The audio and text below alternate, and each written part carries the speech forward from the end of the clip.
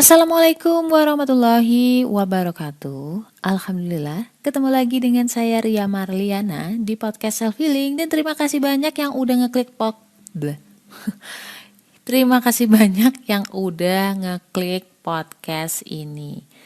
Mudah-mudahan semua sharing-sharingan kita di sini tuh ngebantu nggak cuma saya tetapi juga kita semua. Allah pahamkan juga hikmah apa sih yang bisa diambil dari sharingku selama ini. Aku lihat statistik ini, tumen banget aku ngeliat statistik. Itu udah banyak sih yang berkunjung. Ya ada 300 miliar gitu. Lebay. Lagian ya penduduk dunia tuh berapa miliar gitu, ini 300 miliar. Oke, sesuai dengan janjiku kemarin, kita akan ngomongin tentang fitnah, berdamai dengan fitnah. Di sini siapa sih tolong ngacung ya yang belum pernah difitnah atau kalian justru pemfitnah. Nuduh. Yang bener aja, Mbak. Katanya sih kalau misalkan peribahasa tuh fitnah lebih kejam dari pembunuhan. Sebenarnya sih iya sih. Memang efeknya itu nggak serta-merta kelihatan kayak pembunuhan emang. Kalau pembunuhan kan kelihatan orangnya mati atau terluka gitu kan. Kalau misalkan korban fitnah, itu kayak dibunuh loh karakternya. Dan itu efeknya nggak cuman ke diri dia sendiri, mungkin ke orang-orang di sekitar dia dan lain sebagainya dan lain sebagainya. Banyak pokoknya dan lama, efeknya mungkin 20 tahun lagi atau 30 tahun lagi. So that's why kejahatan ini sebenarnya kejahatan yang sistematis, koleris, produktif, produsin apa sih? Oke lah, yang pasti kita akan ngomongin gimana sih berdamai atau menghadapi fitnah dari sisi psikologi Islam dan juga golongan darah. Kayaknya nggak ada kaitannya sama golongan darah sih, berarti psikologi Islam aja. Oke, so jangan kemana-mana, I'll be back soon, insya Allah. Pengen naklukin diri sendiri atau pengen naklukin hati golongan darah B, wajib banget baca. Jangan deketin golongan darah B sebelum miliki buku Beauty in Abyss ini. Tenang aja, karena bahasanya tuh bukan yang ilmiah-ilmiah banget. Ada cerita, ada narasi, tapi nggak sepanjang novel-novel drama atau sastra. Cuman 25.000. Link pembelian terlampir nih.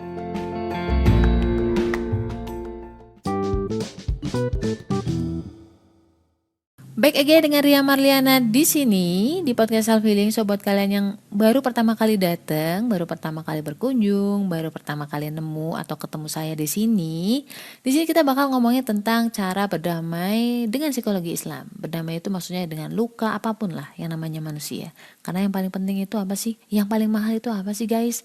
Bukan rumah mewah, bukan mobil mewah, tetapi ketenangan hidup.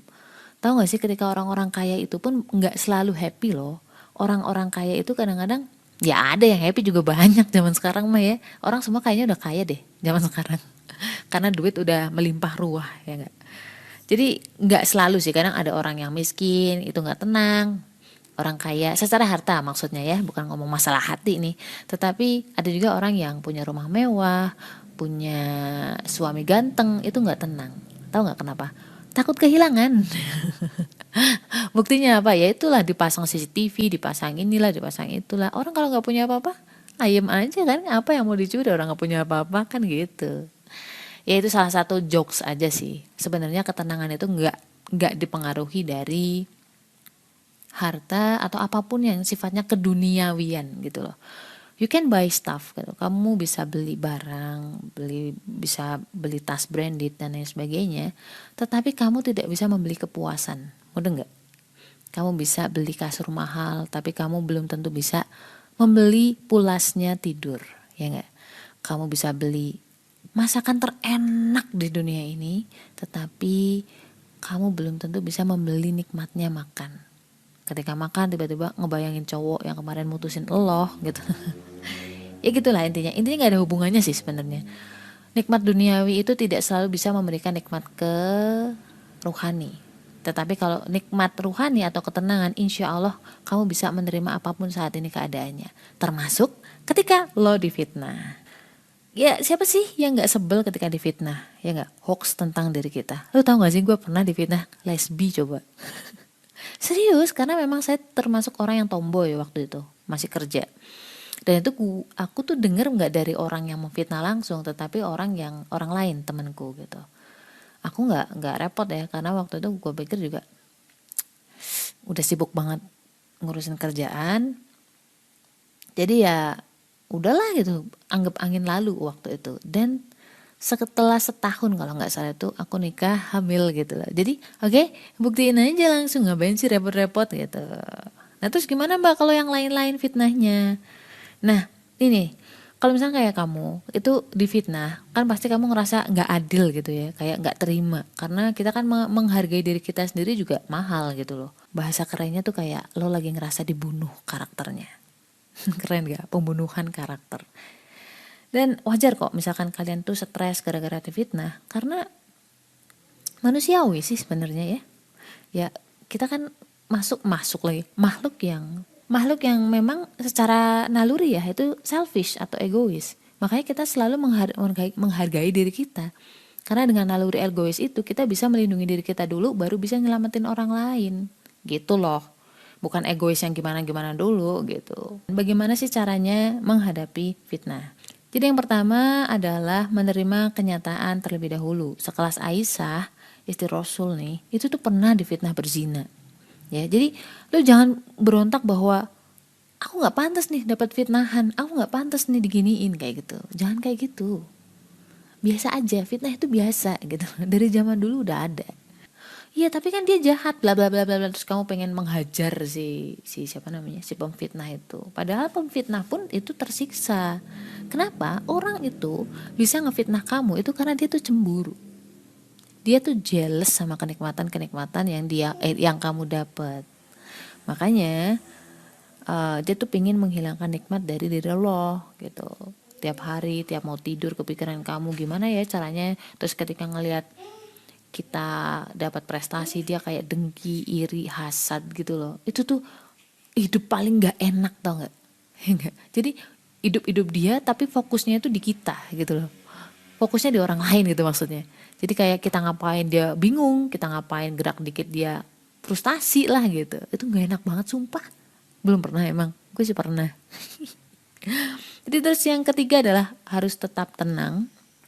Karena lu semakin membela diri, itu orang malah justru makin ragu. Sebenarnya fitnah itu kan hanya omongan sesaat lah gitu. Paling sebulan 3 bulan paling juga turun isunya, ya kan.